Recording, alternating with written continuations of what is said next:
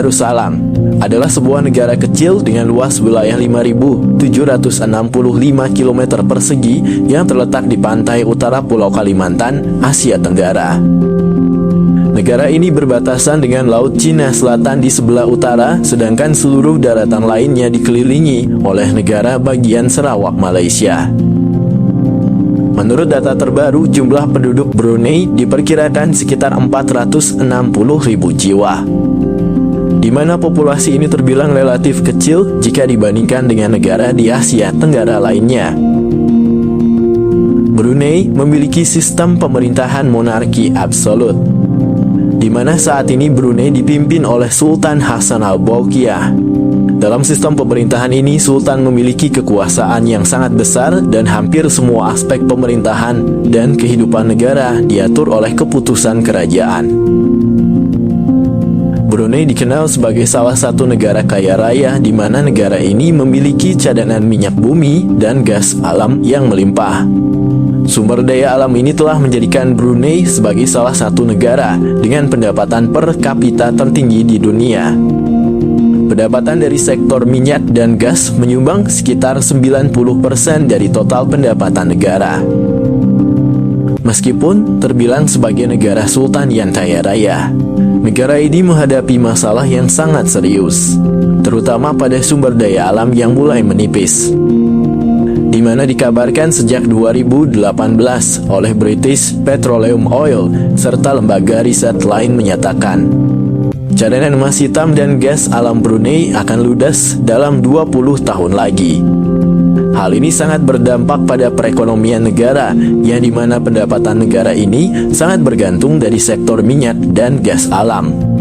Dimana jika negara ini tidak cepat mencari solusi, Brunei akan terancam jatuh miskin dalam beberapa dekade mendatang.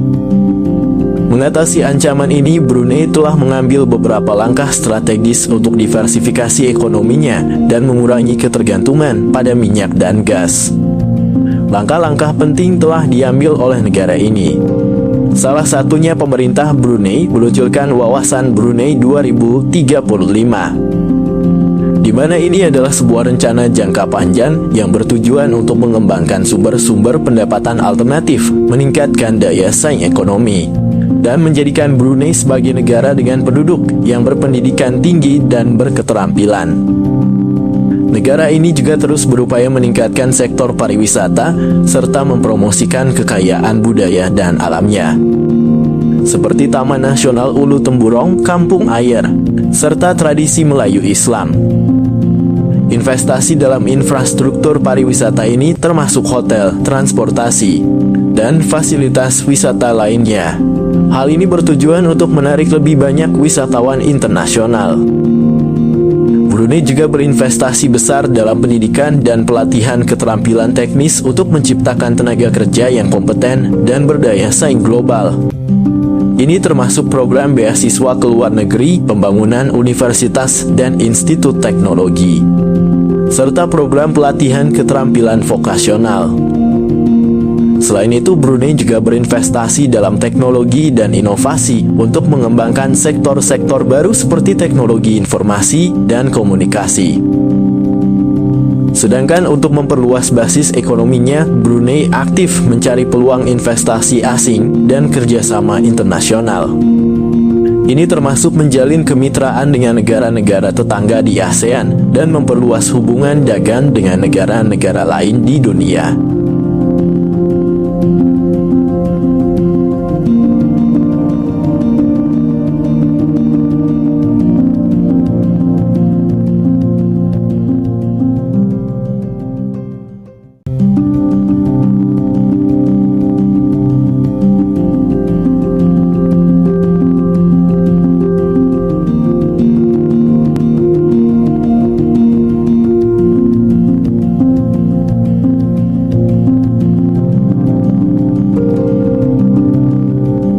Bangladesh adalah negara yang terletak di wilayah Asia Selatan.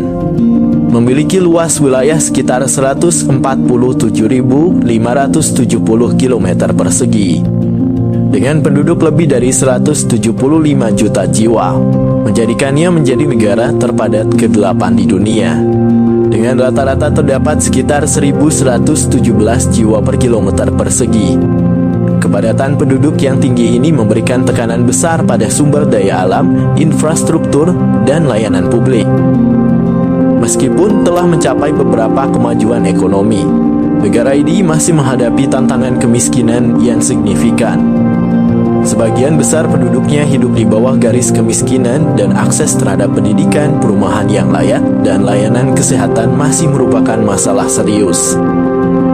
Namun sektor ekonomi Bangladesh telah berkembang pesat dalam beberapa dekade terakhir, terutama berkat industri garmen yang kuat. Bangladesh adalah salah satu produsen tekstil terbesar di dunia dan industri garmen menyumbang sebagian besar ekspor negara ini. Di samping itu, sebagian besar penduduk Bangladesh terlibat dalam pertanian. Pertanian tetap menjadi tulang punggung ekonomi negara ini dengan mayoritas penduduk pedesaan menggantungkan hidup mereka pada pertanian padi, jute, dan sayuran. Namun sektor pertanian menghadapi tantangan seperti perubahan iklim, degradasi tanah, dan akses terbatas terhadap teknologi modern. Selain pertanian, sektor jasa juga semakin berkembang di Bangladesh, terutama di sektor perdagangan, transportasi, dan teknologi informasi. Banyak warga Bangladesh yang bekerja di sektor-sektor ini, baik di dalam negeri maupun sebagai tenaga kerja migran di luar negeri. Tak hanya masalah kemiskinan, Bangladesh juga memiliki masalah yang cukup serius dalam masalah lingkungan, terutama polusi air dan udara. Industri tekstil yang besar menjadi sumber utama polusi, dengan limbah industri yang tidak terkendali mencemari sungai-sungai dan tanah. Polusi udara juga merupakan masalah serius, terutama di kota-kota besar seperti Dhaka yang memiliki tingkat polusi udara yang sangat tinggi. Pemerintah Bangladesh telah melakukan berbagai upaya untuk mengatasi masalah polusi udara, termasuk pengaturan standar emisi kendaraan bermotor, penegakan hukum terhadap industri yang mencemari, dan kampanye kesadaran lingkungan. Namun masih ada banyak tantangan yang harus diatasi untuk mengurangi dampak negatif polusi udara terhadap kesehatan dan lingkungan di Bangladesh.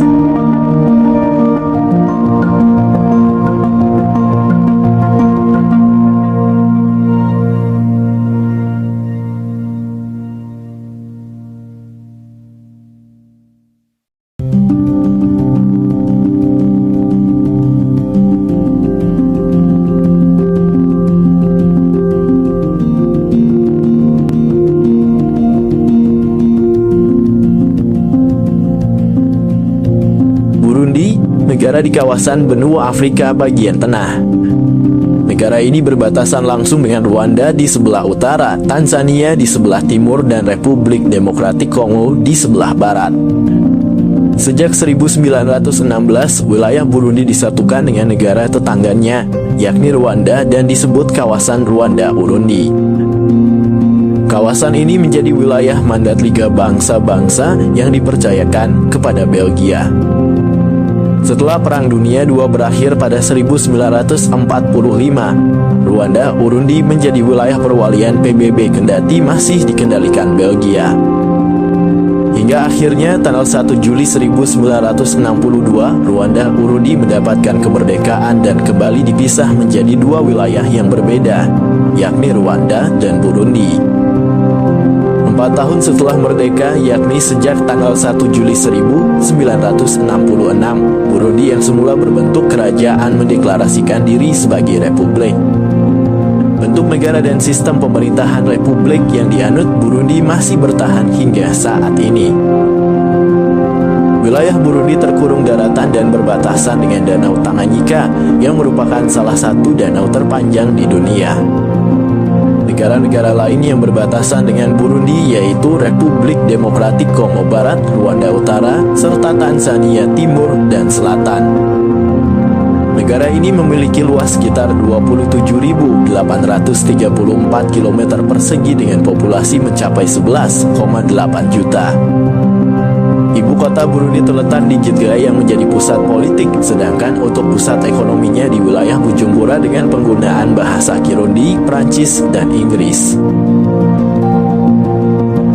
Meski sudah 6 dekade lebih mendapatkan kemerdekaannya, negara Burundi masih berada dalam daftar negara miskin, bahkan negara termiskin di dunia. Berdasarkan data Global Finance Magazine, Burundi berada di peringkat 2 sebagai negara termiskin di dunia setelah Sudan Selatan. 82% penduduknya memenuhi kebutuhan hidup hanya dengan uang sebesar 17.500 per hari. Masyarakat Burundi mengukur kekayaan mereka dengan berdasarkan kepemilikan sapi. Sebab itu mereka lebih memilih untuk memiliki sapi daripada uang, lantaran sapi dianggap sebagai barang mewah. Kendati demikian, tak semua masyarakat Burundi memiliki sapi. Pasalnya, harga sapi di negara tersebut terbilang sangat mahal. Tidak hanya miskin, Burundi juga memiliki tingkat kebahagiaan yang sangat rendah di dunia.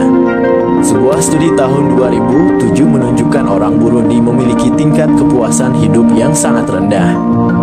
World Happiness Report 2018 menilai rakyat Burundi paling tidak bahagia di dunia. Burundi juga dijuluki sebagai neraka di dunia karena banyaknya kekerasan yang terjadi di antara masyarakatnya.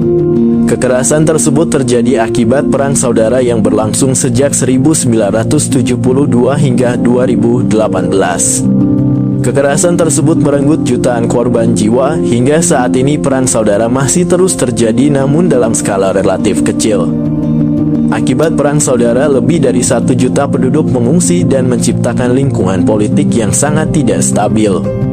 Lingkungan politik yang tak stabil membuat terhambatnya sektor pertanian yang merupakan tulang punggung ekonomi negara. Selain itu, perang saudara juga membuat kemiskinan semakin meningkat, yang semula 48% menjadi 67%.